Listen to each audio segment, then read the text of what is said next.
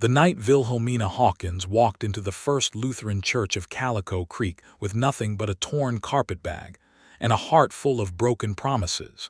She had no intention of staying more than an hour, and certainly no intention of falling asleep in the second pew from the front with her boots still laced tight and her cheek pressed against the cool, worn wood.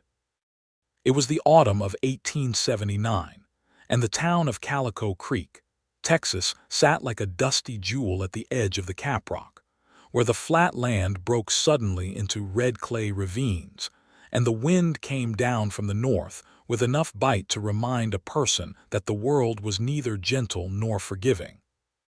The cattle drives had slowed with the season, but the town still hummed with the kind of restless energy that came from men who had worked hard all summer and were now looking for somewhere to spend what they had earned. Saloons stayed lit well past midnight. The general store turned over its stock of winter goods.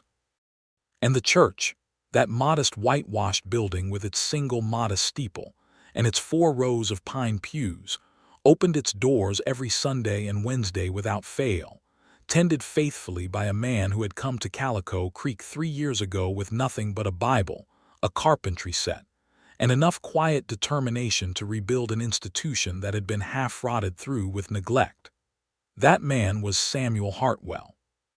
He was 31 years old, broad-shouldered in the way that came from actual labor rather than mere youth, with dark brown hair that tended to curl at his temples when the humidity rose, and eyes the particular shade of gray-green that changed depending on what light fell across them. He had been born in Missouri, raised on a small farm, lost his parents to fever when he was 19, and spent the better part of a decade moving westward doing whatever honest work presented itself, from carpentry to fence mending, to a brief and deeply unconvincing stint as a deputy in a town whose name he preferred not to remember. He was not the town's official pastor, a distinction that mattered to him more than it might have mattered to someone else. The Reverend Elias Cobb held that title, a small, wheezing man of 60 who delivered sermons on Sundays and otherwise left the management of the building and its affairs to Samuel, who had taken on the role of caretaker and de facto everything else without any formal appointment, simply because he was the sort of person who noticed when something needed doing and did it. Wilhelmina Hawkins was 24 years old, and she had arrived in Calico Creek on the afternoon stage from Abilene, carrying everything she owned in a carpetbag that had seen better decades.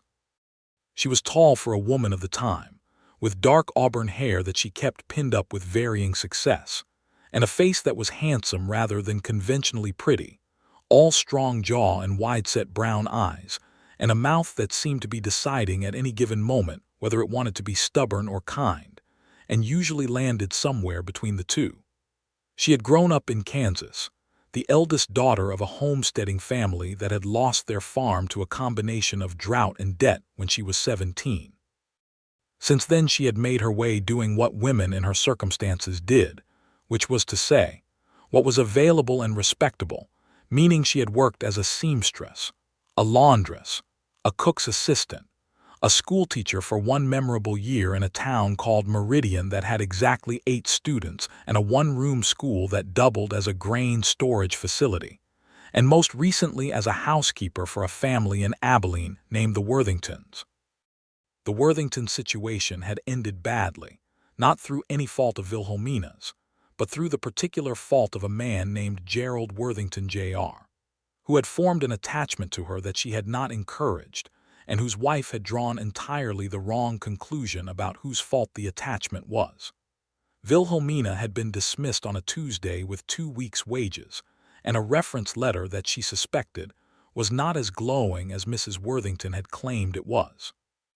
She had taken the stage south and west with the vague notion of finding work in one of the cattle towns, and Calico Creek had been where she got off, partly because a woman on the stage named Mrs. Agnes Prout had spoken kindly about it, and partly because she had spent nearly everything she had left on the fare and could not afford to go much further. She arrived at 4 in the afternoon with nowhere to go and no one expecting her. The The town's only boarding house, run by a woman named Hattie Bloom, had a hand-lettered sign in the window that said full. The hotel at the end of the main street, a two-story affair that smelled of tobacco and ambition, quoted her a price that was more than she had remaining in her reticule. She spent an hour sitting on the bench outside the general store, watching Calico Creek go about its evening business, feeling the particular loneliness of being in a place where no one knew your name or your history and neither fact offered any comfort. At some point, she found herself standing in front of the church. The door was unlocked.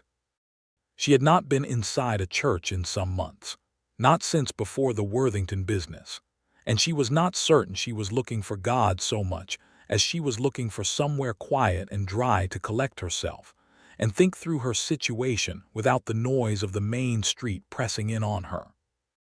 The inside of the church smelled of beeswax candles and old wood and something faintly floral, possibly from the arrangements of dried flowers that sat on either side of the simple wooden altar. 3 candles were burning low on the windowsills, left from some earlier purpose. The light they threw was warm and steady and uncommonly peaceful. Wilhelmina sat down in the second pew from the front. She set her carpetbag on the seat beside her. She folded her hands in her lap and stared at the plain cross mounted on the wall above the altar, and tried to think practical thoughts about her situation, about finding work, about what she would do if the boarding house was full for more than tonight, about whether the letter she had from her last employer before the Worthingtons would be sufficient to get her a position somewhere in this town. The practical thoughts dissolved. She was exhausted in the bone-deep way that came not just from travel but from months of sustained effort and disappointment, from the specific weariness of being a woman on her own in a world that had many opinions about what she ought to do and very few mechanisms for helping her do it. The candles burned. The church was very quiet.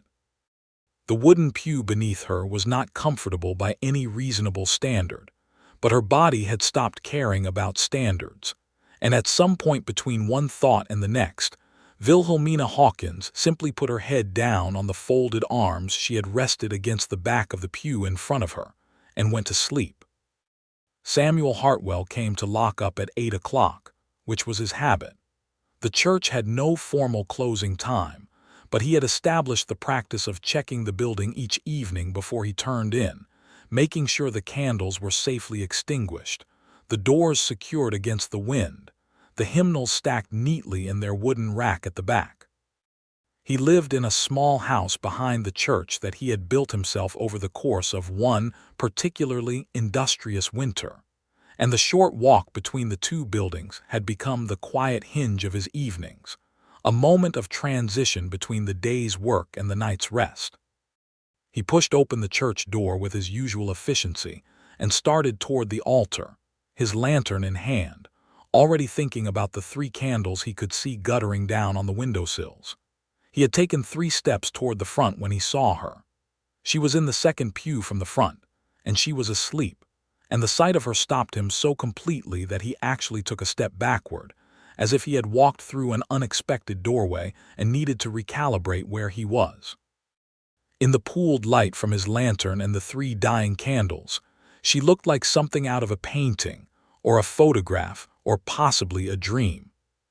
Her auburn hair had come loose from whatever arrangement had been holding it during the day, and a long wave of it lay across her cheek, where her face was pressed against her folded arms. She was still wearing her traveling clothes, a dark green dress that was good quality if dusty from the road, and her carpetbag sat beside her on the pew with the patient quality of an old companion. Samuel stood there for a full minute, which was longer than he would have stood there if he had been thinking clearly, but he was not thinking entirely clearly because of the particular quality of the scene in front of him, and also because of something in the set of her shoulders, even in sleep, that communicated a kind of exhaustion he recognized, the exhaustion of someone who had been carrying things for a long time without anyone to help with the weight. He could wake her. He should wake her. It was the reasonable and practical thing to do, to set a gentle hand on the edge of the pew, say something quiet and courteous, and get the matter sorted before the candles gave out entirely and left them both standing in the dark. He knew this. He stood there knowing it for another full minute and did not do it. Instead, he moved quietly to each windowsill and extinguished the 3 candles between his thumb and forefinger with the care of a man who had done it 10,000 times before. He set his own lantern on the small table near the altar where it usually sat. He looked at the sleeping woman once more, at the carpetbag beside her, at the fine bones of her hand visible where it rested near her face. He went to the small closet at the back of the church where he kept the extra items, cleaning supplies, spare candles, a first aid kit he had assembled from what the local doctor had donated, and a wool blanket he had put there after a bad winter storm 2 years ago when a rancher's hand had needed somewhere to shelter for a night. He took the blanket out. He walked back to the second pew from the front, moving with the careful, deliberate quiet of a man navigating between sleeping children, and he laid the blanket over the sleeping woman with a gentleness so precise it looked like something practiced. He then went to the back of the church, sat down in the last pew, set his lantern on the floor beside him where the light was low enough not to disturb her, and settled himself to watch over her through the night, because the door had to stay unlocked if she was inside, and he was not willing to leave it unlocked with a woman alone in it, and he could no more wake her than he could have taken that blanket from her shoulders once he'd put it there. It was, he would later think, one of the stranger decisions he had made in his adult life, and also, quietly, one of the most certain. The lantern burned low and then lower. Somewhere outside, the night moved along without them, and Samuel Hartwell sat in the last pew of the First Lutheran Church of Calico Creek and kept watch over a woman whose name he did not yet know, feeling something that he could not immediately put a word to, though the word was there, working its way toward him through the dark like a light moving across open country. Wilhelmina woke at first light. The particular quality of the confusion that seized her in the first several seconds of consciousness was considerable, because the ceiling above her was wrong, the smell was wrong, and there was a blanket over her that she had absolutely no memory of acquiring. She sat up sharply, and the carpetbag slid off the pew and hit the floor with a thump, and she grabbed it out of habit and looked around at the church interior in the thin gray light coming through the windows, and remembered where she was and how she had come to be there. She became aware of 2 things simultaneously. One was that she was warm, which she attributed to the blanket that was now sliding off her lap onto the floor. The second was that there was a man asleep in the last pew. He was sitting rather than lying, his long legs stretched out in front of him, his arms folded across his chest, his chin dropped forward onto his breastbone in the way of a person who had fallen asleep intending to remain awake.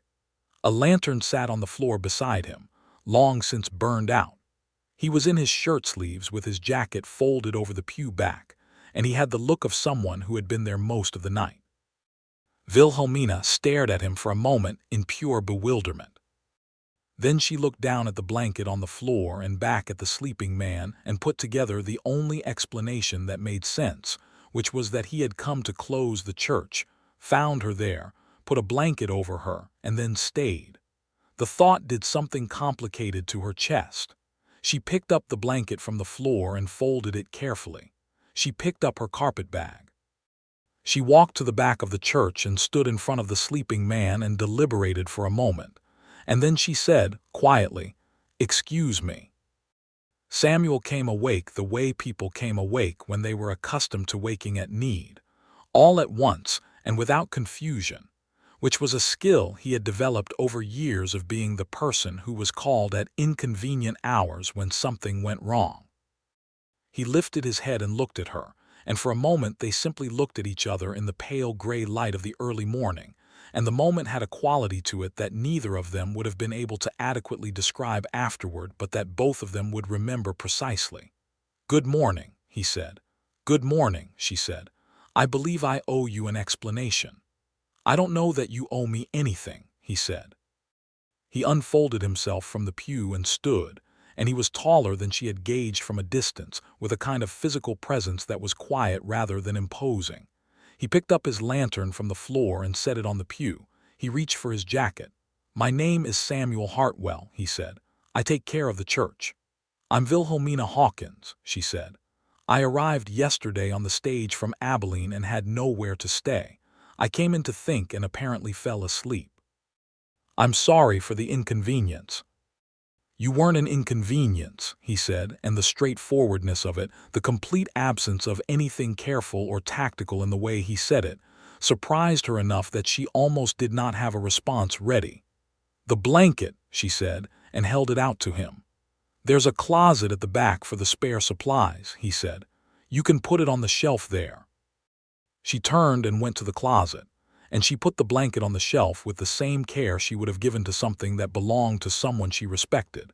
And when she came back, he was standing by the door with his lantern and his jacket, and an expression on his face that she could not quite read, but that seemed to contain a question he had not yet decided to ask. "The boarding house was full," she said, because she felt the need to say something further that explained herself. "I wasn't certain what else to do. Hattie Bloom's place," he said with a nod. "She had 3 cattlemen arrive yesterday afternoon. She'll have space again in a week when they move on."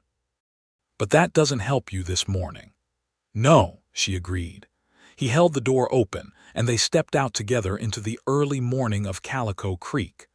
The sun was barely above the caprock to the east, the sky that particular washed blue of an autumn morning that had not yet decided whether it would be warm or cold.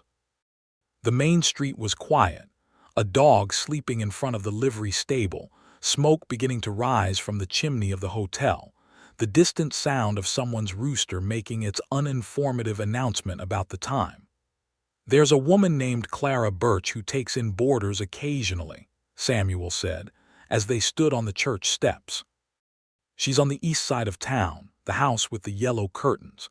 She lost her husband 2 years ago, and she's not always reliable about keeping rooms available, but it's worth asking.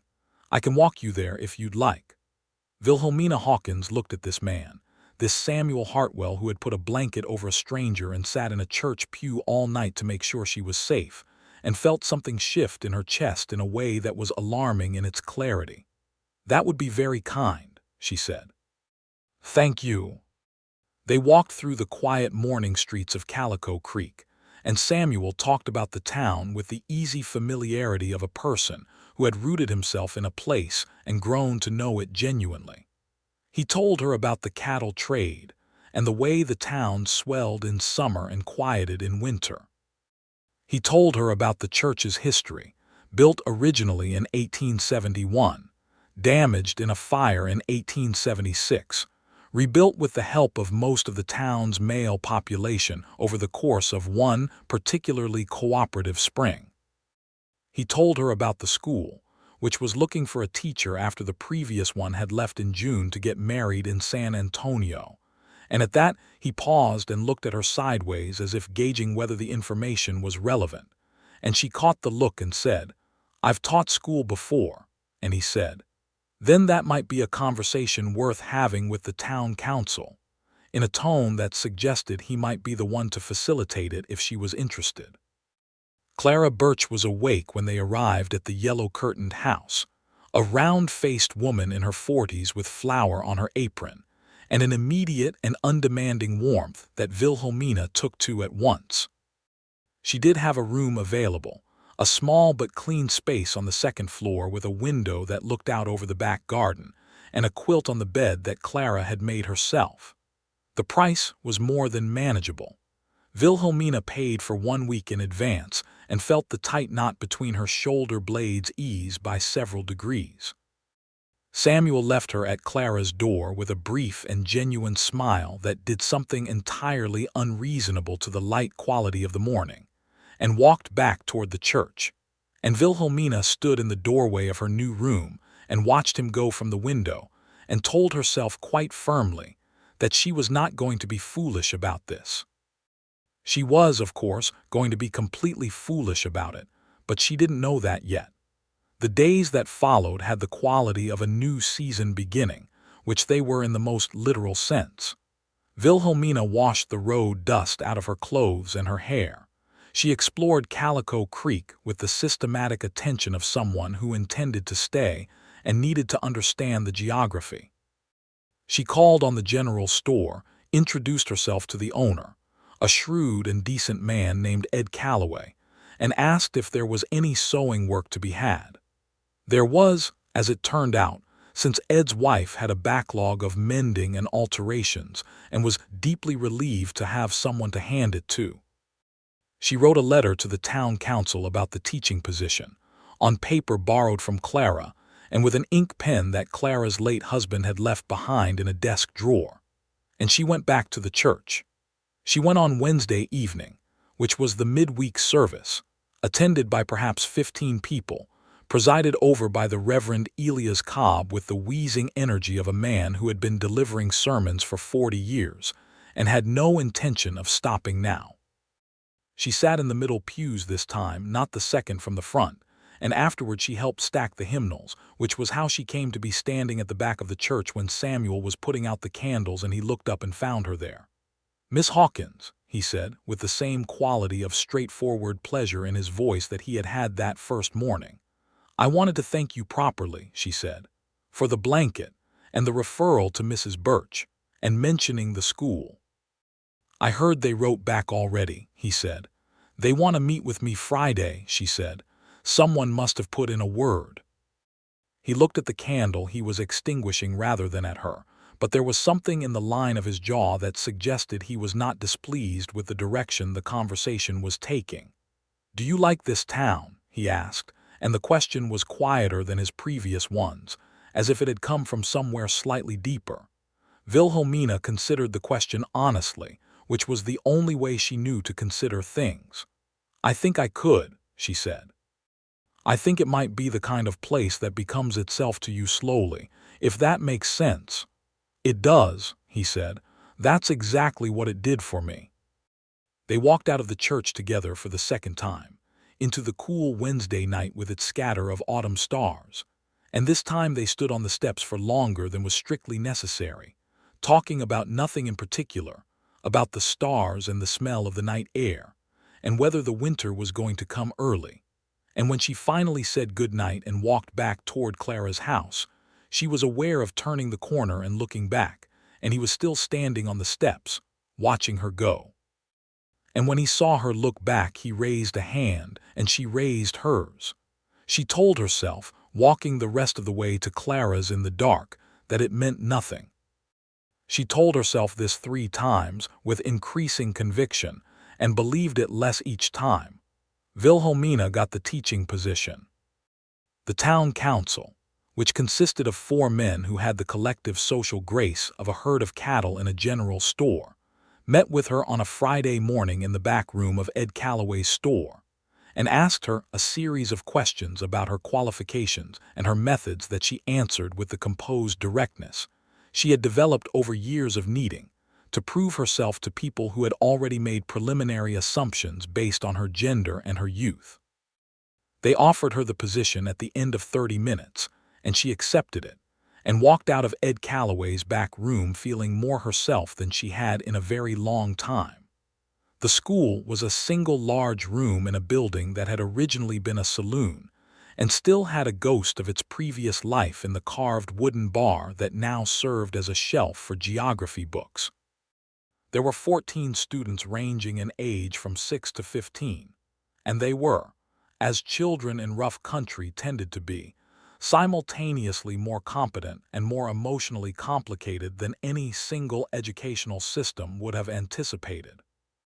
Wilhelmina threw herself into the work with the focused energy she brought to everything, and by the end of the first week she had established a classroom order that the students appeared to find both fair and interesting, which she counted as a significant achievement.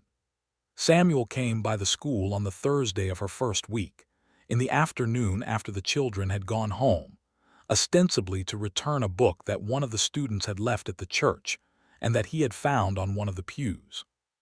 She was at the front of the room reorganizing the desk arrangement when he appeared in the doorway, and she looked up and felt the same thing she had been feeling every time she saw him now, which was a warmth in her chest that had no practical justification but showed no signs of diminishing. "You've already changed things around," he said, looking at the room.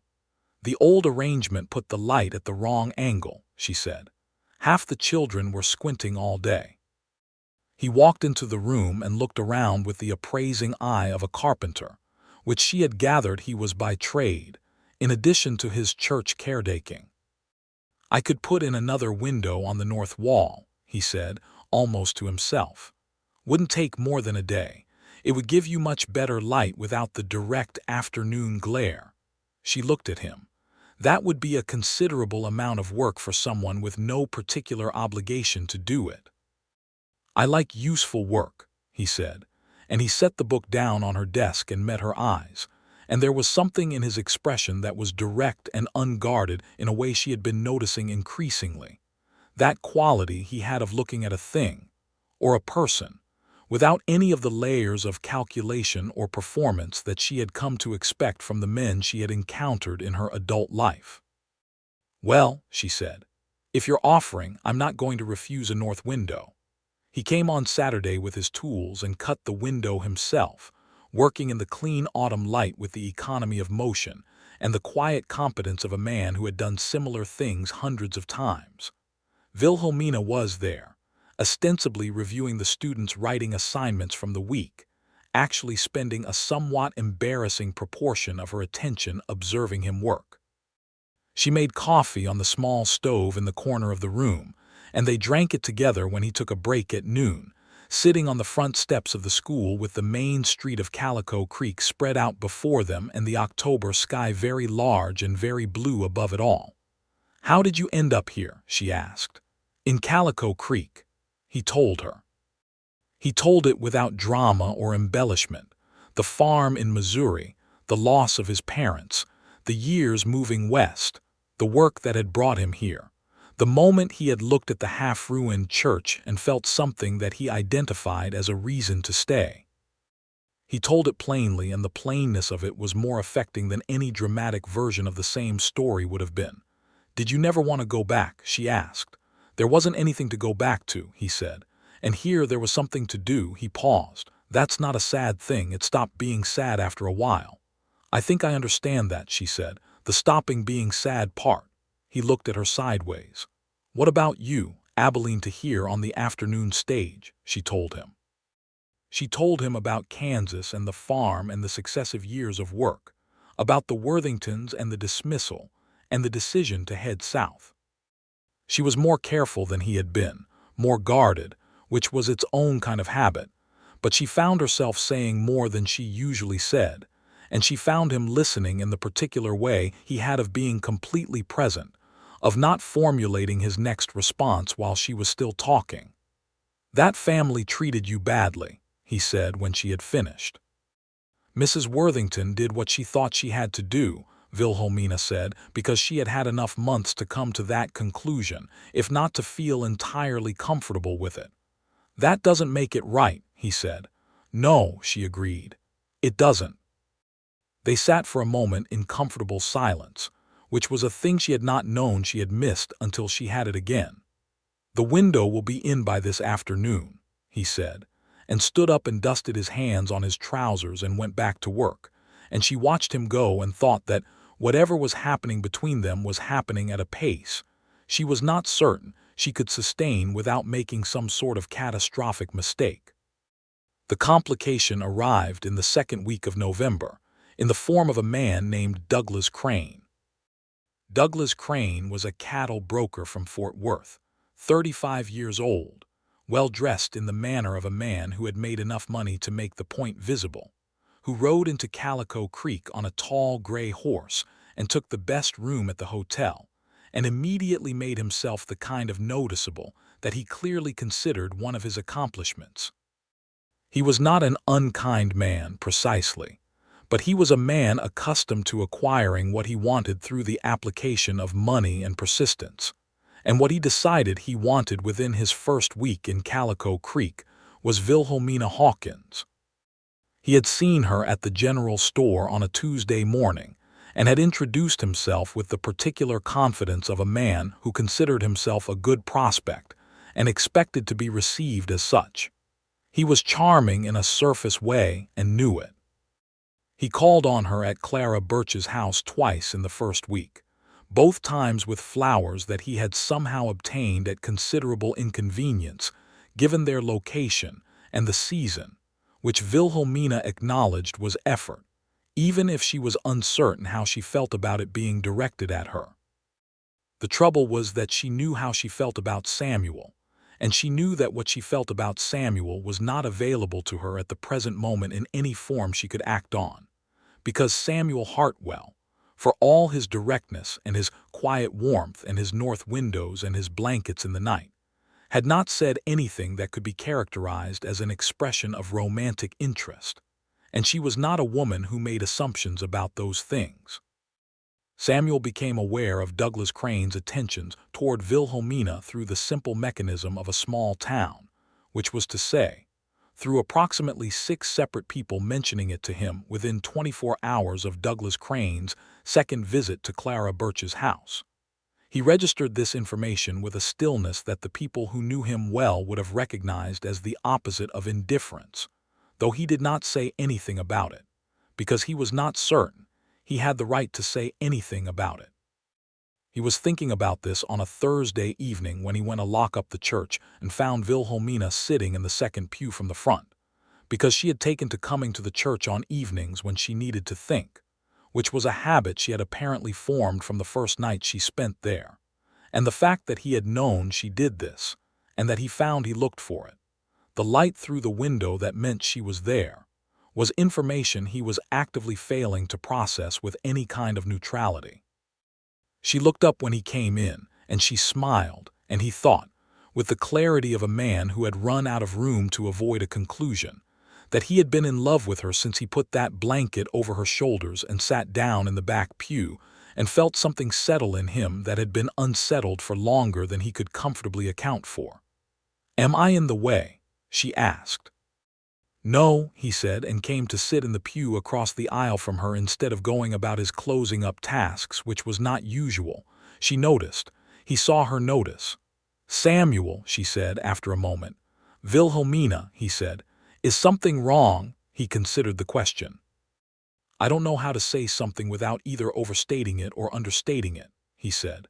"I've been trying to work out the right measure for a few weeks now." She was looking at him with those brown eyes that were direct without being unkind, and he thought that looking directly back at them was one of the braver things he had done recently. "Douglas Crane came to call on me again this morning," she said, not breaking eye contact. "I heard," he said. "He's asked if he can escort me to the harvest social on Saturday. What did you tell him?" "I told him I would think about it." Samuel was quiet for a moment. The church was still around them, the familiar smell of beeswax and old wood, the last light coming through the windows at the flat angle of late afternoon. "The thing I'm trying to say," he said carefully, "is that I would like very much to ask if I might escort you to the harvest social. But I haven't asked because I've been uncertain whether I had any standing to ask, and I'm still not certain. But I've reached the point where not saying anything seems worse than saying the wrong thing." Wilhelmina Hawkins looked at him for a long moment, and something in her face that had been held carefully in reserve for weeks shifted, slowly, into something that had no reserve in it at all. "You have standing," she said. "You have had standing for some time." He released a breath that had been residing in his chest under considerable pressure. "Then may I escort you to the harvest social on Saturday?" "Yes," she said, "you may." She told Douglas Crane on Friday morning, with the directness she applied to all difficult things, that she would not be attending the social with him as she was attending with someone else, and she said it with enough of the particular quality that she brought to clear statements that he did not misunderstand her meaning. He was disappointed in the way of a man who had expected a different outcome and was recalibrating, and he left Calico Creek at the end of that week to return to Fort Worth. And Wilhelmina did not think about it again, except to feel a clean and uncomplicated relief. The harvest social was held in the livery stable, which had been cleared and decorated for the occasion by an enthusiastic committee of the town's women, who had hung lanterns and spread sawdust on the floor and arranged long tables down the sides with enough food to feed the population twice over. The whole town came, or near enough. Ed Calloway brought his fiddle. The Reverend Elias Cobb sat in a chair near the door and beamed at everyone with the benevolent satisfaction of a man who had lived long enough to find his community prospering. Clara Birch wore her best dress and danced twice with the blacksmith, a large shy man named Harold who had been trying to work up the courage to ask her for the better part of a year. Samuel came to Clara's house to collect Wilhelmina at 7 in the evening, and he had made an effort with his appearance that she noticed without intending to. The clean shirt, the jacket brushed, the dark hair that tended to curl at his temples tamped into temporary order. He had brought her a single sprig of late-blooming sage from somewhere, which was not a conventional bouquet, but which smelled wonderful, and which she pinned to her dress with a feeling that was altogether disproportionate to the size of the gesture. They walked to the livery stable together in the November evening, and the town was lit up around them, lamplight in the windows, voices and music coming from ahead, the sound of laughter and boots on wood and Ed Calloway's fiddle beginning its first warm-up runs of the evening. He offered her his arm when they reached the stable door, a courtesy so natural in its execution that it felt less like a courtesy than a fact, and she took it, and they walked in together, and several people noticed, and several of those people smiled in the way of people who had been waiting for a thing to happen. They danced, which was not something either of them had expected to be as uncomplicated as it turned out to be. He danced competently rather than brilliantly, which suited her fine because she was much the same. When Ed Calloway shifted from the quick reel to something slower, Samuel's hand moved from her waist to a steadier position, and she moved closer without making a decision about it, and they turned slowly in the lantern light with the rest of the town moving around them, and he said quietly near her hair, "I should have asked you to come to things sooner." "Yes," she said, equally quiet, "you should have. I wasn't certain you'd want to." "I know," she said. "I was waiting for you to stop being uncertain." He pulled back slightly to look at her, and she looked back, and both of them were smiling in the slightly helpless way of people who have arrived at a conclusion through an unnecessarily long route, and found it exactly where they should have expected it to be. They stayed until the lanterns were burning low, and the crowd had thinned to the few last dancers, and the children asleep on the hay bales at the back. They walked home through the cold November night, and at the gate of Clara Birch's house they stopped, and he held her hand, which was a thing that had happened somewhere during the walk home without either of them marking the exact moment it had, and he said, "I would very much like to see you tomorrow." "I teach until 3, she said. 4 o'clock then, he said. "I'll be at the church." "Then I'll come to the church at 4 o'clock, she said. He was still holding her hand. He looked at it, and then at her, and he said, in the quieter register that she was learning, meant he was saying something he had thought carefully about, "I'm glad you came in that first night." "So am I," she said. He walked back toward the church through the dark November town, and she stood at the gate watching him go, and this time when he turned at the corner and looked back, neither of them was pretending it was nothing. What followed was the particular happiness of two people in a small town in the middle of a developing love, which is to say it was woven through with the texture of daily life in a way that made it feel, at its best moments, like something that had always been there, and was simply now visible. He came to the school on Saturday mornings when he did not have other work, and helped her organize the library of donated books that had been accumulating in disorganized stacks since approximately 1873. She came to the church in the late afternoons and sat with her mending or her lesson preparation while he worked on whatever project had his attention that week, and they talked about things she had never talked about with anyone quite so directly.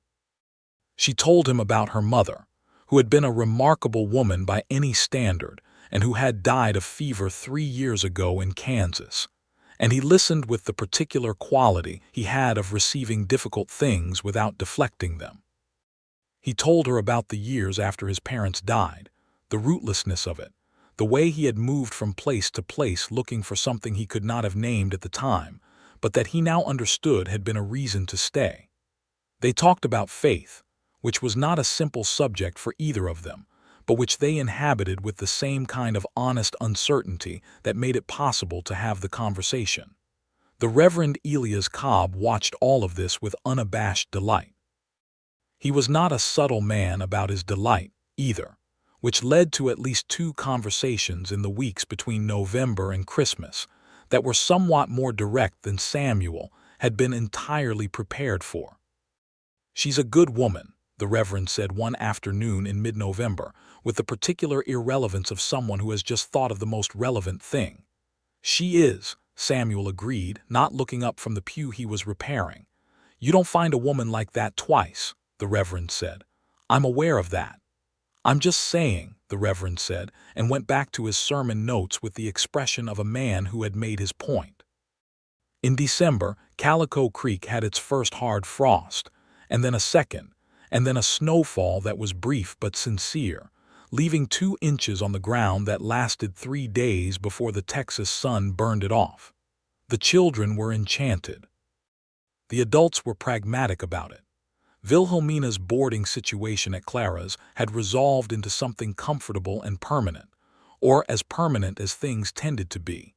But she was aware of the question of her future in the town taking on a different shape than it had when she arrived, and the shape it was taking had Samuel Hartwell at its center in a way that no longer surprised her.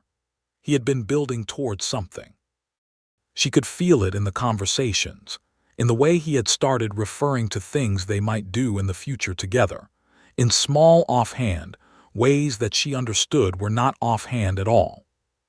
She was building towards something herself, and she knew what it was, and she found that the knowledge did not frighten her the way she might have expected it to, which was its own kind of answer.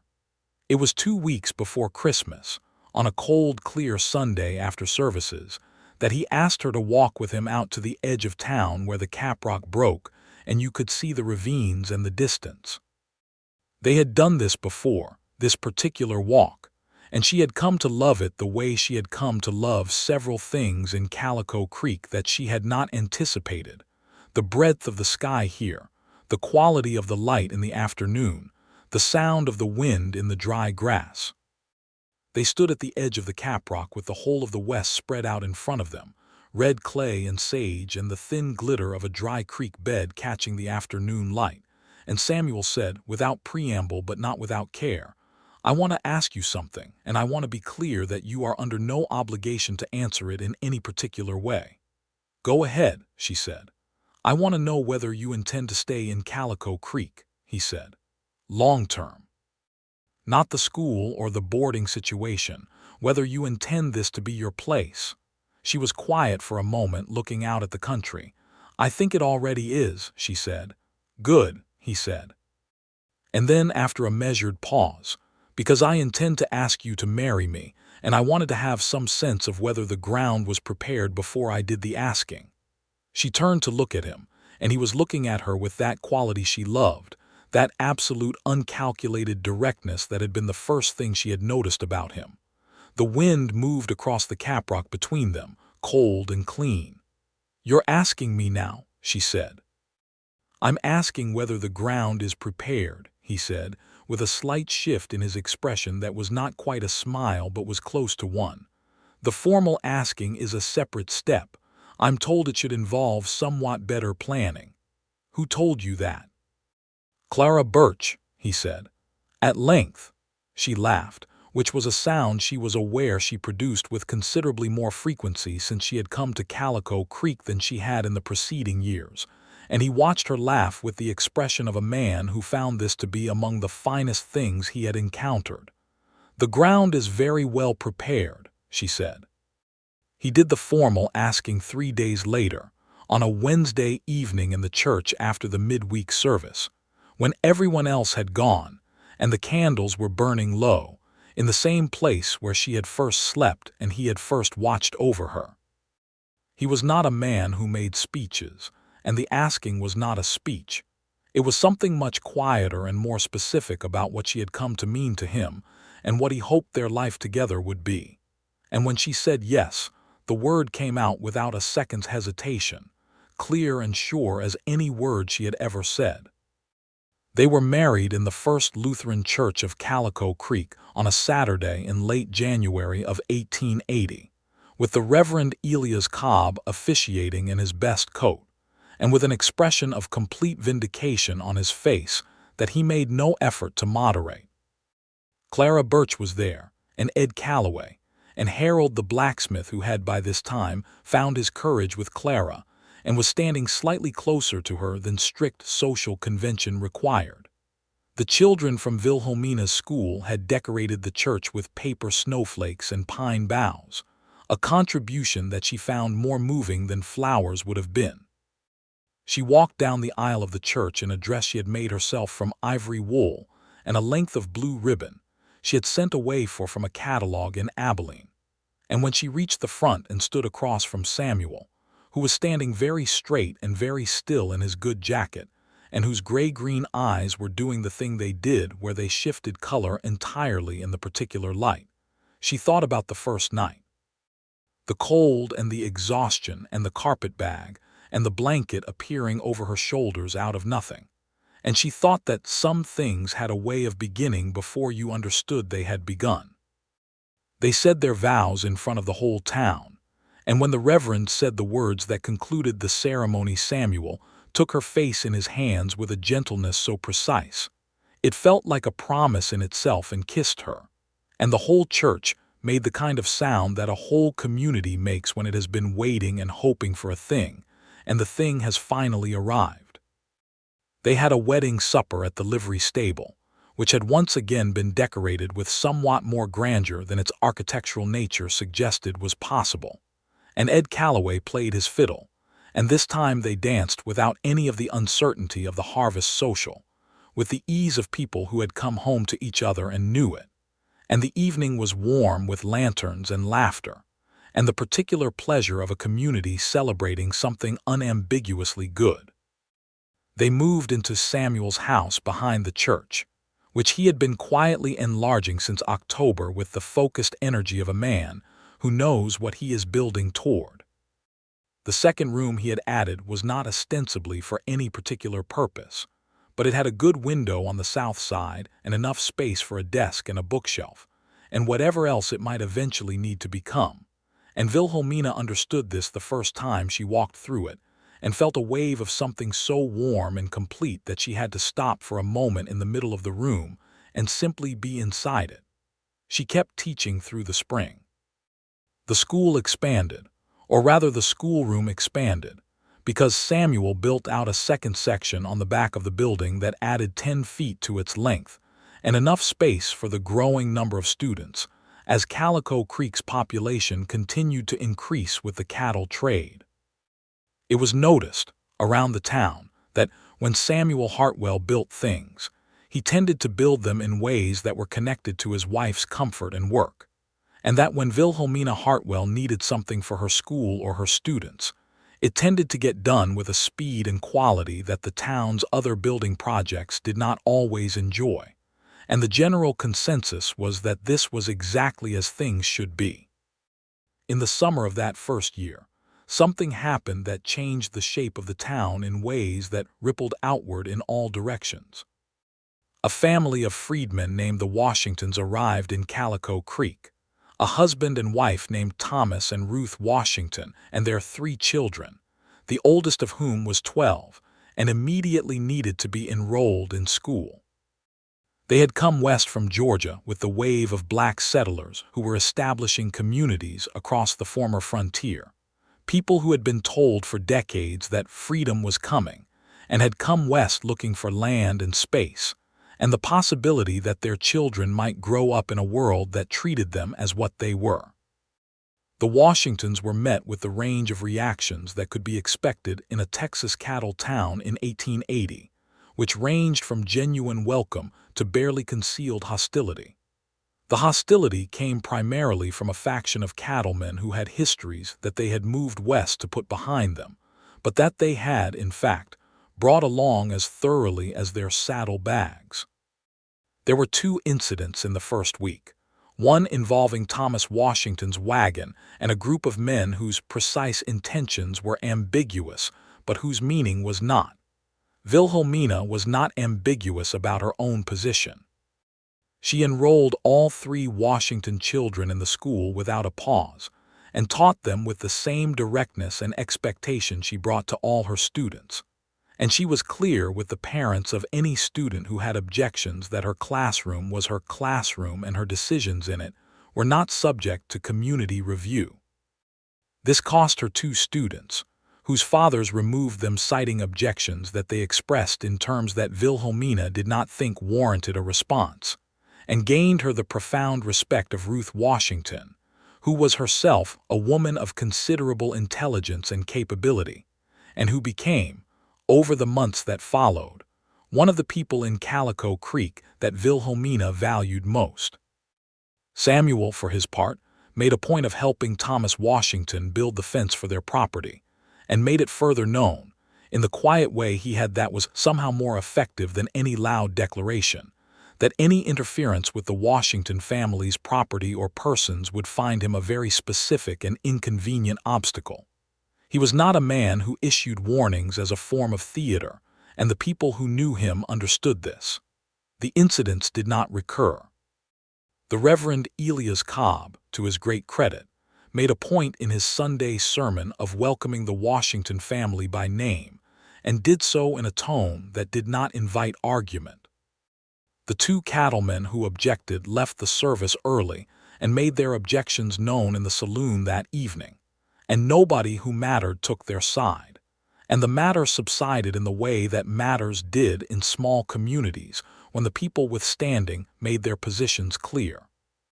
By August, Thomas Washington had established himself as a skilled farrier, a profession that was in consistent demand in a cattle town, and that made him economically indispensable in a way that provided its own kind of protection. And the Washington children were attending school every day, and making the kind of progress that made Wilhelmina feel that her profession was not only useful but actually significant, which was the thing she had always hoped for it. It was in August also that Wilhelmina told Samuel she was expecting their first child, sitting across from him at their kitchen table in the early evening, with the summer light coming through the window that looked out over the small kitchen garden she had established behind the house. He was quiet for a moment in a way she recognized as the processing of something large, and then he reached across the table and took her hand, and the look on his face was something she did not have a word for but that she understood completely. When, he said, March, I think, she said, or February, I'm not entirely certain of my reckoning. We should tell the Reverend, he said. He'll be insufferable about it, she said. Completely insufferable, Samuel agreed, with the smile she loved most, the one that was warm without any performance in it. The Reverend was indeed somewhat insufferable about it, in the most affectionate way, and Clara Birch immediately began knitting, and Ruth Washington came to the house with a food basket, and sat with Wilhelmina for 2 hours talking about the practical realities of pregnancy and childbirth, with the candor of a woman who had done it 3 times, and had no patience for euphemism. Wilhelmina appreciated this enormously. She taught through the fall and into the early winter, adjusting her days as her body required, with a stubbornness about her schedule that Samuel watched with a mixture of admiration and gentle concern. He built a rocking chair for the corner of the front room in the evenings while she graded papers at the kitchen table, working by lantern light with the focused attention of a man making something that mattered, and when he presented it to her she sat in it and rocked it and did not say anything for a long moment, and then said, "This is a very good chair, Samuel." "It should be," he said. "It took me long enough." "How long?" "Since October," he said. She looked at him. "October. That was before we even knew." "I was hoping," he said simply. She stood up from the chair and took his face in both hands the way he had done at their wedding, and kissed him with the thoroughness of a woman who had learned over the past year that some people were exactly what they appeared to be, and that this was rarer and more valuable than anything else she could think of. Their son was born on the 18th of February, 1881, which was a cold, clear day with a blue sky visible through the bedroom window, and the sound of the wind off the caprock very distant. He arrived in the small hours of the morning after a labor that was, according to the doctor who attended, considerably more uncomplicated than it could have been, which did not mean it was easy, but which meant that by 6 in the morning Wilhelmina was in her own bed with the child in her arms and Samuel beside her, and the room had the particular quality of somewhere that had recently become more itself. They named him Elias James Hartwell, Elias for the Reverend, who wept without any embarrassment when he was told, and James for Wilhelmina's father, who had been a good man and whose name she had wanted to keep in the world. The Reverend Elias Cobb came to see the baby on the second day and held him with the careful deliberateness of an old man handling something precious and said, with his eyes wet and his voice steady, "You have done a fine thing here, both of you." And this was not about the baby, or not only about the baby, and they all three understood that. The months that followed had the quality of a life fully inhabited. Little Elias grew with the determination of a small person who intended to be significant, which he expressed initially through volume, and then, as the months accumulated, through the particular physical energy of a boy who had his father's dark hair and his mother's brown eyes, and his own entirely original approach to the furniture. Samuel built a crib and then a small bed and then began planning, with the same quiet foresight that characterized everything he built, for the eventual need of more space. Wilhelmina returned to teaching in September, with little Elias in the care of Clara Birch on the mornings she was in school, an arrangement that Clara treated as a privilege rather than a service, and that worked so well that it quickly became one of the established rhythms of the week. The school had by this time grown to include 23 students, and the building Samuel had expanded was barely sufficient, and there were conversations at the town council level about the need for a proper schoolhouse, a conversation that Wilhelmina participated in with a directness that the council had by now learned to take seriously.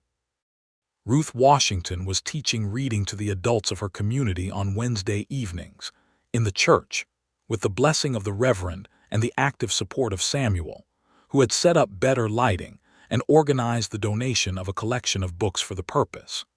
This was not a small thing in 1881 Texas, and they all understood that it was not a small thing, but they did it in the matter-of-fact way of people who have decided that the right thing requires doing and are getting on with it. The new schoolhouse was approved by the town council in the winter of 1881 and built in the spring of 1882, with Samuel doing the primary carpentry on a building that everyone agreed was the finest constructed thing in Calico Creek, which was saying something since he had been steadily improving the town's physical infrastructure for the better part of 3 years. It had 2 rooms, large windows on both sides, proper desks for the students, a teacher's office that was barely large enough for a desk and 2 chairs, but that was an office nonetheless, and a small bell tower above the front door from which a proper school bell could be rung to begin each morning. On the day of its opening, with most of the town gathered outside, Samuel stood beside Wilhelmina, and she looked at the building with the kind of feeling that comes when you see a thing you have wanted and worked for take physical form in the world in front of you, and she was aware of his hand finding hers without either of them having to look down at it. "What do you think?" he said. "I think it is a very good school," she said. "You built it," he said. "I just hammered the nails." She shook her head. "You built it," she said. "You build things for the people you love. It's what you do." He was quiet for a moment in the way she recognized as him taking something in. Then he said, "I think that might be true." Little Elias, who was now a year and 2 months old and had recently discovered that the world contained stairs and that stairs were endlessly interesting, took several determined steps forward toward the school building, and fell over the first step with the complete equanimity of a small person for whom falling and getting up were simply part of the methodology of moving through the world.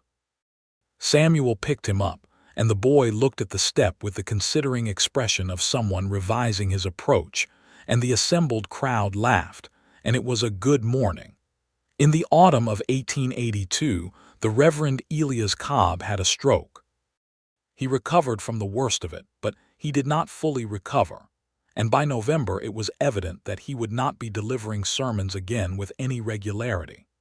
The church needed a solution, and the town needed one quickly because the Sunday service was one of the organizing centers of community life in Calico Creek, and people felt its absence in the way they felt the absence of anything that had been structuring their weeks.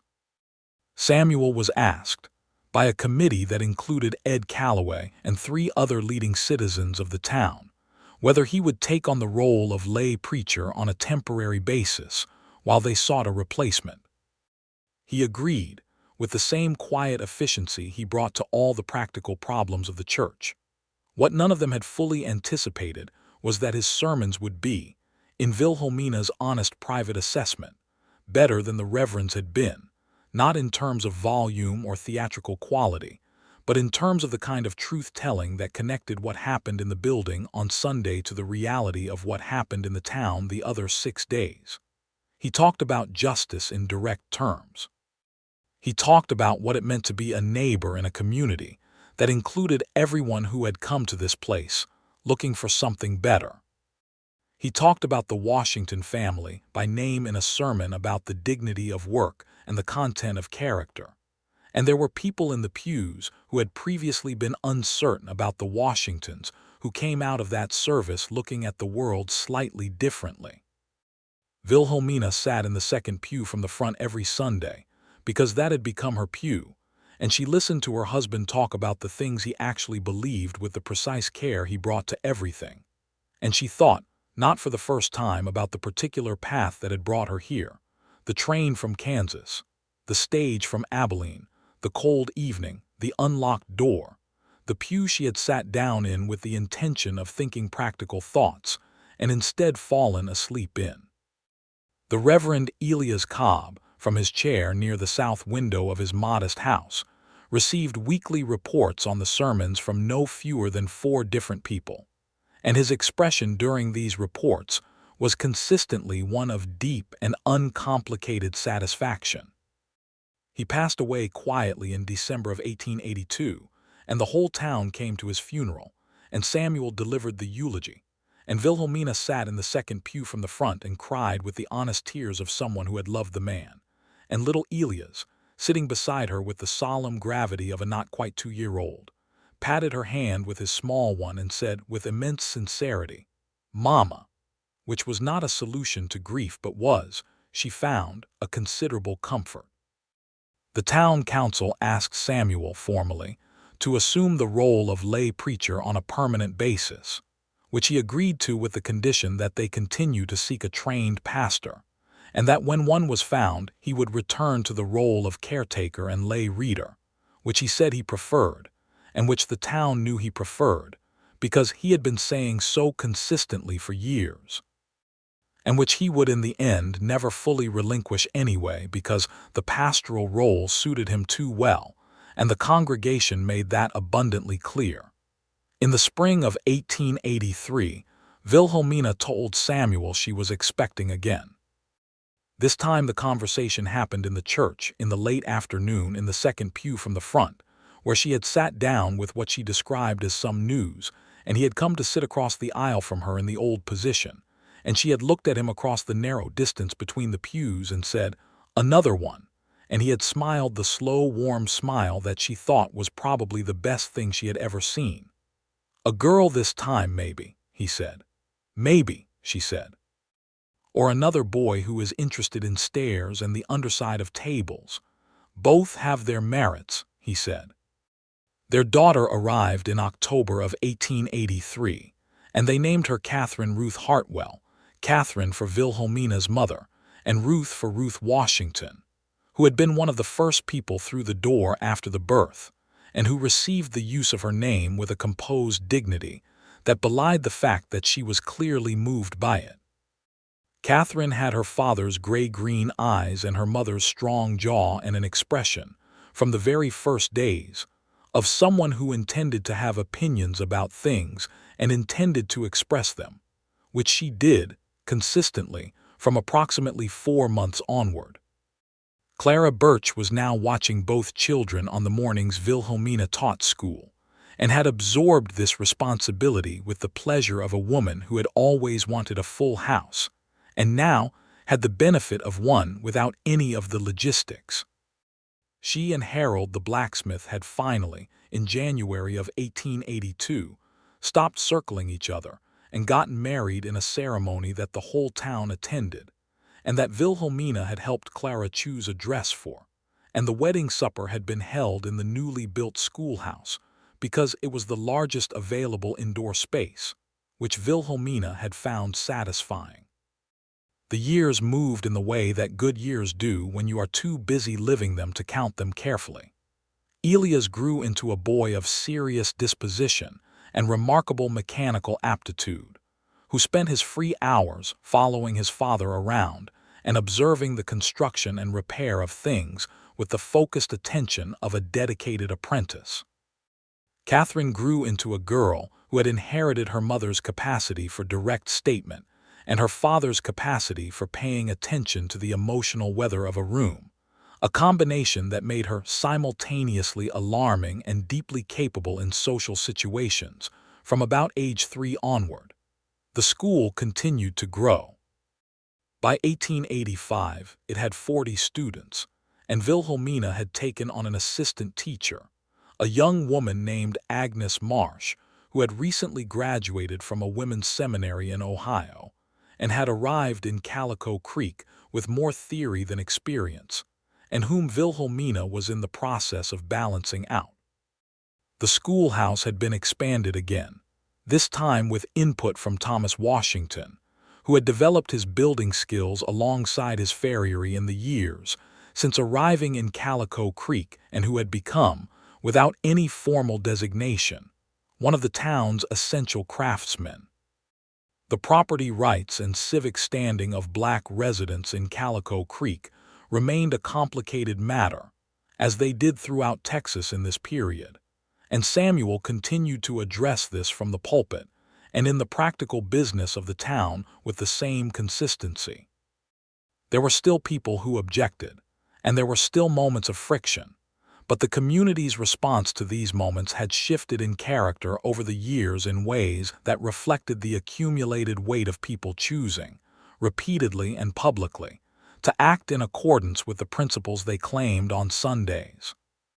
Ruth Washington taught 3 evenings a week now, in the church, and had taught 34 adults to read in the 5 years since she had begun, a fact that the town acknowledged with the comfortable kind of pride that comes from realizing you are part of something that is actually working.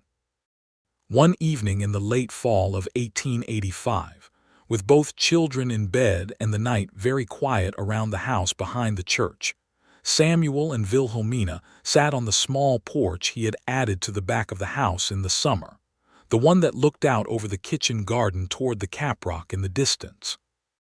The air was cold, but they were wrapped in the wool blanket from the church closet, the same one, which had somehow migrated to their house in the course of the years, in a way that neither of them had formally decided on, but that both of them were aware of, and which Wilhelmina had repaired carefully where the weave had worn thin.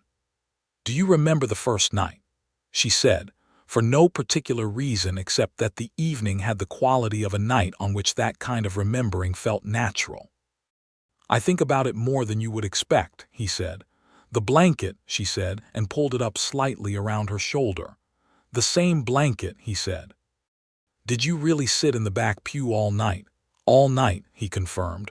"Why," she said, "you could have woken me." He was quiet for a moment, looking at the distant caprock in the dark. "I couldn't," he said. "I genuinely could not do it. You were so tired, and the church was so quiet, and you had a carpetbag that looked like it had seen a considerable number of difficult miles, and I thought, If she wakes up on her own in the morning and it's daylight and she's rested, that's better than what comes next if I wake her up now. I don't know that it was a rational decision. It was the right decision, she said. It might have been a decision I made because I didn't want to wake you before I had to, he said, with the quiet honesty she relied on. I'm not certain those are entirely different things. She was quiet for a moment. I lay awake the first night at Clara's house, she said, wondering who you were, not in an anxious way, in the way of someone who has encountered something unexpected and is trying to understand what it means. What conclusion did you reach? He asked. That you were someone I needed to know better, she said. He put his arm around her on the porch in the dark, and she leaned into him, and they sat like that in the November night with the stars very clear above the caprock, and the house behind them containing their sleeping children and their books, and their accumulated years of morning coffee, and supper conversations and disagreements resolved, and decisions made and life proceeding in all its ordinary richness. I'm glad you came in that night, he said, which was what he had said to her at the gate of Clara Birch's house on the night of the harvest social, and which had become in the years since a kind of refrain between them, said in different contexts and always meaning what it meant. So am I, she said, which was what she always said back and meant every time. Inside the house, they heard the sound of small feet on the stairs, which was Elia's, who occasionally woke in the night and came to find one or both parents, not from distress, but from a need to verify the location of his household's constants. He appeared in the doorway wrapped in his blanket with his dark hair standing up and his eyes half open, and looked at them both on the porch with the expression of a 5-year-old assessing a situation. "What are you doing?" he said. "Talking," Samuel said. "About what?" Elias said. "About the night we met," Wilhelmina said. Elias considered this. "In the church," he said, because he had been told this story and had the excellent memory of a child for the details of stories he liked. "In the church," she confirmed. "And you put the blanket on her," he said to Samuel. "I did," Samuel said. Elias processed this. "Can I sit with you?" he said. Samuel moved to make room, and Elias climbed onto the bench between them and pulled his own blanket around himself, and looked out at the dark landscape with the satisfied expression of someone who has found everything where it should be. They sat that way, the three of them on the back porch of the house behind the church in the cold Texas night, and after a few minutes Elias was asleep again, leaning against his father's arm, and Wilhelmina looked at her son, and then at her husband, and felt something that she had no word for because it was too complete to fit in words, the feeling of a life that was genuinely and fully her own, made of the things she had chosen, and the things she had stumbled toward, and the one particular night, when the stumbling had brought her through an unlocked door into a quiet church that smelled of beeswax and old wood, and had a blanket in a closet and a man who could not bring himself to wake her. They carried Elias back to bed together, with the practiced coordination of parents who have done this often enough to move without conferring, and tucked him in with Catherine sleeping in the next room, and then stood for a moment in the hallway between the two small rooms in the dark, listening to the sound of their children breathing. "I was thinking," Samuel said, very quietly, "that the south end of the school property might be large enough for a proper library building." "That's an ambitious thought for 11 o'clock at night," she said. "I've been working up to it for a few weeks," he said. "Of course you have," she said. "The town is large enough now," he said. "And Ruth Washington has more books donated to her adult reading program than she has shelves for, and your school library is in boxes."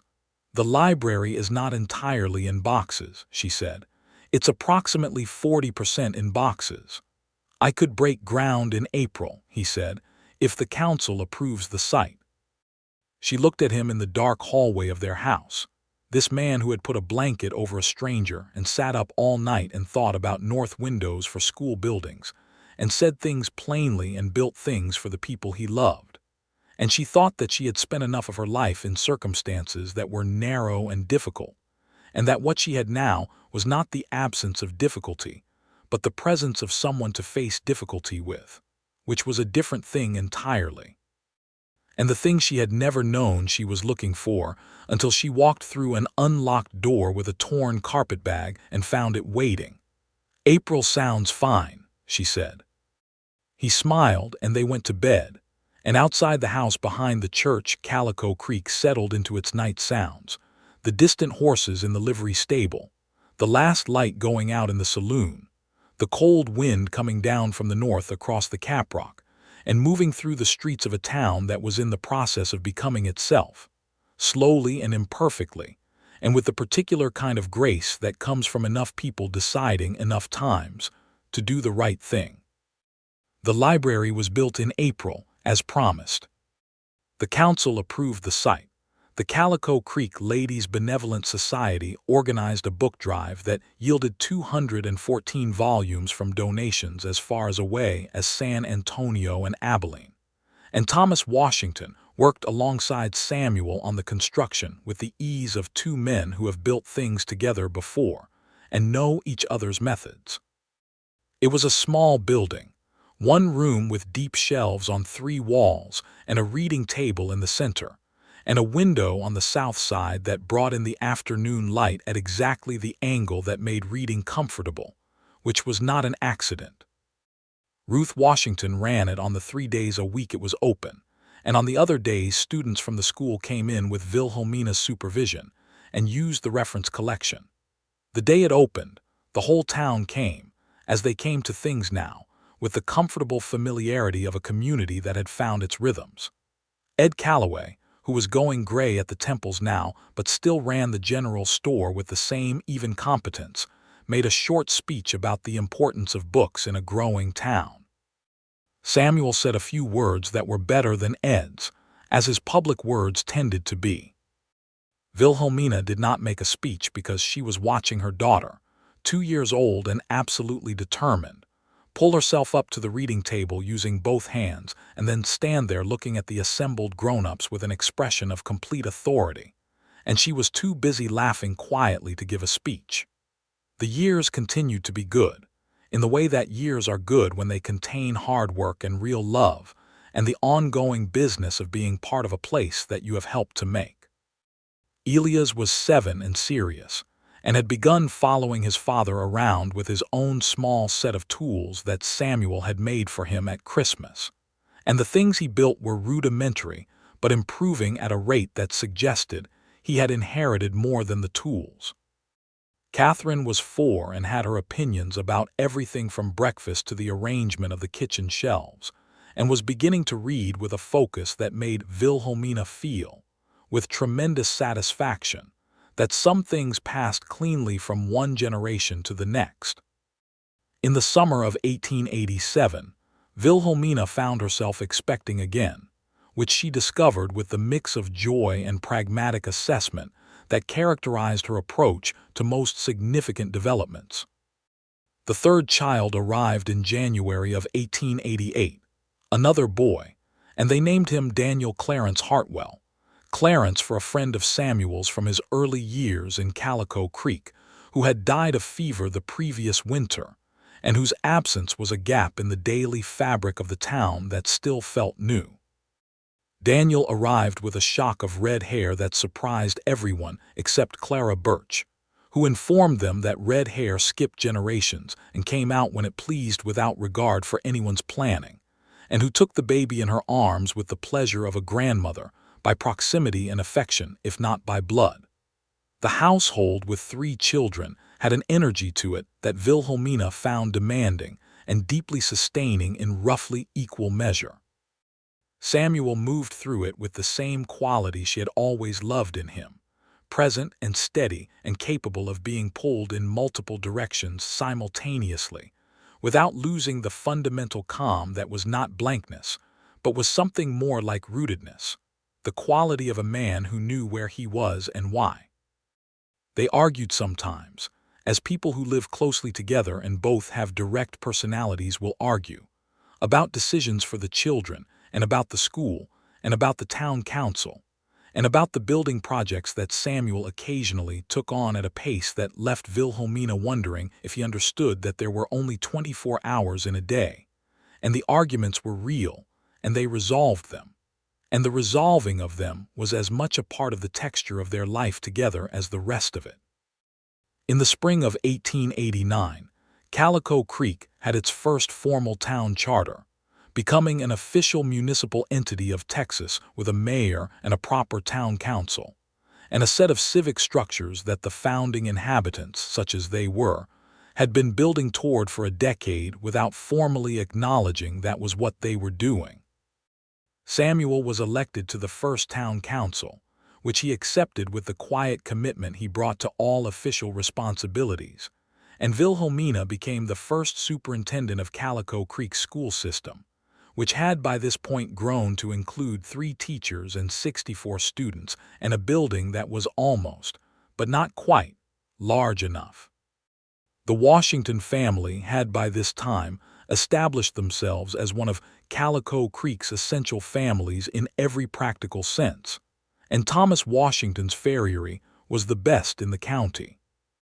Their oldest child, James Washington, was 17 and had become one of Wilhelmina's most gifted students, a young man of considerable intellectual capability who was already discussing, with Ruth and Thomas, and with Wilhelmina's active encouragement, the possibility of further education, a matter that required navigating systems that were not designed to facilitate it, but that was not, she was determined, going to be treated as impossible when it was merely difficult. The summer of 1890 brought a drought that tested the whole region, the kind of extended dry spell that turned the pastures brown and cracked the clay earth in the ravines, and reminded everyone who had settled on this particular stretch of Texas that the country was beautiful and sustaining and entirely capable of being neither of those things in a bad year. The cattle trade suffered. Several families considered moving on. The town held a series of meetings in the church to discuss cooperative measures, water rationing and shared resources, and the kind of mutual aid that was easier to talk about in theory than to implement in practice when everyone's provisions were running short. Samuel organized the practical side of the aid effort with the church as a distribution point, working 16-hour days through the worst months of August and September, and Wilhelmina ran the school on reduced hours through the heat of the day and helped with the distribution in the afternoons, and the two of them fell into bed each evening exhausted in a way that had nothing romantic about it, but that was, in its own way, a form of partnership that went deeper than romance. The drought broke in October with a week of steady rain that came down from a system in the northwest and filled the creek and softened the earth and brought a quality of relief to the town that was almost physical in its expression. People stood in the rain and let it fall on them. The church held a service of thanksgiving that had nothing perfunctory about it, and Samuel preached on gratitude with the kind of authority that comes from having needed the thing you're preaching about. And the congregation sat in the pews and let the sound of the rain on the roof accompany his words, and it was the kind of service that people talked about for years afterward. The decade turned, and with it came the accumulating texture of a life fully settled and fully inhabited. Elias Hartwell was 14 in 1895, nearly as tall as his father, with his mother's directness and his father's patience, and an aptitude for building and design that was becoming something more than hobby, something that had the quality of a vocation finding its person. Catherine was 12, and she was in the process of becoming, with a kind of inevitability that made both her parents smile, the sort of person who was going to be very good at all the things that mattered and was going to do them in a way that made no apologies for her competence. Daniel was 7, with his red hair and his father's eyes, and an approach to the world that was so relentlessly cheerful and so genuinely interested in everything. It encountered that rooms tended to reorganize themselves around him without anyone quite realizing it had happened. The house behind the church had been added to twice more over the years, modestly but thoughtfully, and the kitchen garden was expansive now, producing more than enough for the household through the summer with enough left over for the church's aid pantry. The church itself had been renovated in 1893, new pews and a new floor and windows that Samuel had sourced from a glassmaker in San Antonio, and the second pew from the front still had the slight hollow in the wood on the right side where the grain had worn smooth over decades of use, a hollow that fit the angle of a sleeping woman's folded arms, a fact that Samuel had noted when they were replacing the pews and had made a private decision about, resulting in that particular pew being quietly not replaced. On a November evening in 1895, after the children were in bed and the house was quiet, Wilhelmina came into the front room and found Samuel sitting in the chair by the fire with what appeared to be the wool blanket from the church closet on his lap, the same blanket that had been repaired now in 4 places and was more patches than original at this point, but which neither of them had any intention of relinquishing. "Are you mending that?" she said. "It needed doing," he said. She sat down across from him, and they were quiet in the comfortable way of people who have years of evenings like this behind them and intend to have many more. The fire was warm. Outside the window, the November wind was doing its things across the caprock, and the sound of it was familiar and not unfriendly. "Do you know what I was thinking about today?" she said. "Tell me," he said. "About what I might have done if you had woken me up that first night," she said. "I've thought about it before, but I thought about it clearly today for some reason. I think I would have been embarrassed and apologized and left, and that would have been that." He looked at the blanket in his hands. "I've thought about that too," he said. "And then you'd have just been a man in a town I passed through," she said. "And you'd have been a woman I saw once," he said, "sleeping in a church pew, which would have stayed with me, I think, for longer than I would have wanted." She looked at him. "Really, really," he said. "There was something about the sight of you, the carpetbag, the green dress, the way you were sleeping as if you were absolutely certain the world owed you this rest and you were collecting on the debt." She laughed, startled by this. "I was not thinking anything of the sort." "No," he said. "But it looked like that from where I was standing. It looked like someone who had earned a rest and was taking it. I admired it." "You admired my being unconscious in a church pew at 8 o'clock at night," she said. "I admired the quality of it," he said, with the warmth in his eyes that she thought was the finest thing she had ever seen over the course of all the years she had been seeing it. She reached across and put her hand over his where it rested on the blanket. "Then I'm glad you didn't wake me," she said. "I couldn't," he said again, the same words he had said on the porch that November years ago. "I genuinely could not do it." "I know," she said. "That's the thing, I know."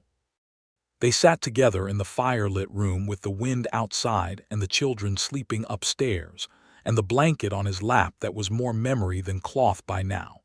And the feeling between them was the same feeling that had been there since the first morning they stood on the church steps in the pale gray light and introduced themselves. A feeling of something that had found its form and settled into it and was not going anywhere. In the spring of 1896, Samuel began work on a new addition to the church, a proper hall on the south side that could be used for community gatherings and meetings, and the kind of social events that the town had been managing in the livery stable for 20 years and had long since outgrown. It was a substantial project, larger than anything he had taken on before, and he enlisted Elias, now 15, as his primary assistant, and the two of them worked through the spring and summer with the easy communication of people who understand each other's methods so thoroughly they rarely need to explain them. Wilhelmina brought lunch to the worksite on the afternoon she had finished at the school, and she would sit on the stacked lumber and watch her husband and son work, and talk about the building and the school and the town and everything else that presented itself. And the conversations ranged as widely as they always had, because they had always had the kind of conversations that went where they wanted to go, without predetermined limits. The hall was completed in September, and the whole town came to see it, as they came to all things now, with the deep familiarity of a community that had grown through its founding roughness into something settled and purposeful. Thomas Washington and Samuel had built the hall together for the final phase, and they stood side by side at the opening, with the slightly embarrassed satisfaction of people being thanked for something they would have done anyway. The Calico Creek Autumn Social that year was held in the new hall, the first of many such events over the years to come, and the whole town danced as it always had, and Ed Calloway's fiddle played as it always had, and Wilhelmina danced with her husband in the hall he had built, in the town they had made their own, with their 3 children visible somewhere in the crowd of people who made up the world they lived in. And she thought of the first harvest social, the sage pinned to her dress, the way his hand had found hers on the walk home, the particular quality of that autumn night. First dance or last? He said, which was a question they had developed over the years, meaning which felt better, the early expectant dance or the late settled one. Both, she said, which was her answer always. He smiled, and they turned together in the lantern light of the hall he had built in the town they had built together. And outside the caprock stood against the autumn sky as it always had, indifferent and magnificent, and the stars came out one by one over Calico Creek, Texas, in the year 1896, and everything that needed to happen had happened, and everything that had been broken had been mended. And the blanket in the front room of the house behind the church held all its repairs quietly in its weave, and the second pew from the front still had its hollow in the wood, and everything was exactly where it was supposed to be.